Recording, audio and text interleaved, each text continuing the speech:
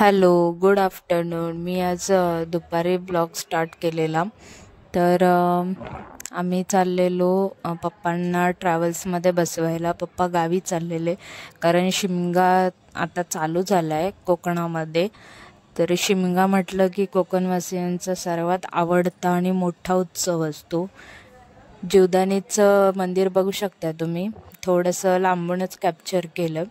इकडे खूप सारे ट्रॅव्हल्स लागले होते आणि हे पप्पा जाणार आहेत ते ट्रॅव्हल्स आहे.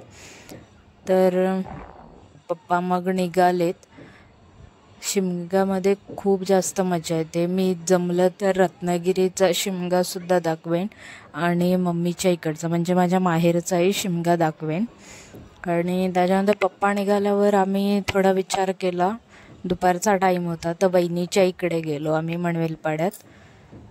तर वहिनी वगैरे झोपलेले, मग आम्ही पण जाऊन थोडा वेळ आराम केला, झोपलो आणि संध्याकाळी उठून मस्तपैकी चहा वगैरे केला, नाश्ता केला. शिमगा हा रत्नागिरीमध्ये सध्या सुरुवात झाली आहे. तर सगळ्यात मोठा हा भैरीचा उत्सव असतो. जर मी नक्कीच रत्नागिरीमध्ये गेली तर तो उत्सव नक्कीच दाखवेन आणि मला जायची खूप इच्छा आहे. बघू कसं होतं आहे ते, जायला कधी भेटतं आहे. त्याच्यानंतर 23ला एंडिंगला मम्मीच्या इकडे आहे पालखी, तर मी तेव्हा पण जाणार आहे. तेव्हा पण आपला व्लॉग नक्की येईल. सर्व आवरल्यानंतर आम्ही संध्याकाळी बाहेर पडलो घरी जायला आणि वहिनी आणि बाबू मार्केटमध्ये भाजीसाठी निघाले होते, तर आम्ही सोबतच सगळे निघालो. ही पाठीमागे माझी वहिनी आणि मम्मी आहे. या वहिनीला तुम्ही याआधी माझ्या ब्लॉगमध्ये बघितलं आहे, जिच्याकडे मागे गणेशोत्सव होता.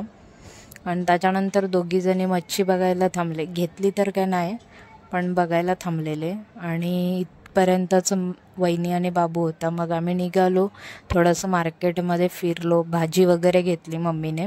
त्याच्यानंतर आम्ही निघालो. जेव्हा तुम्ही दुपारी बघितलात तेव्हा काहीच नव्हतं आणि हा रात्रीचा टाईम आहे जेव्हा सगळी मंडळी होती. मग आम्ही घरी पोचलो आणि इथेच मी माझा ब्लॉग एंड करते. Till then bye, take care. व्हिडिओला लाईक, शेअर अँड सबस्क्राईब करा.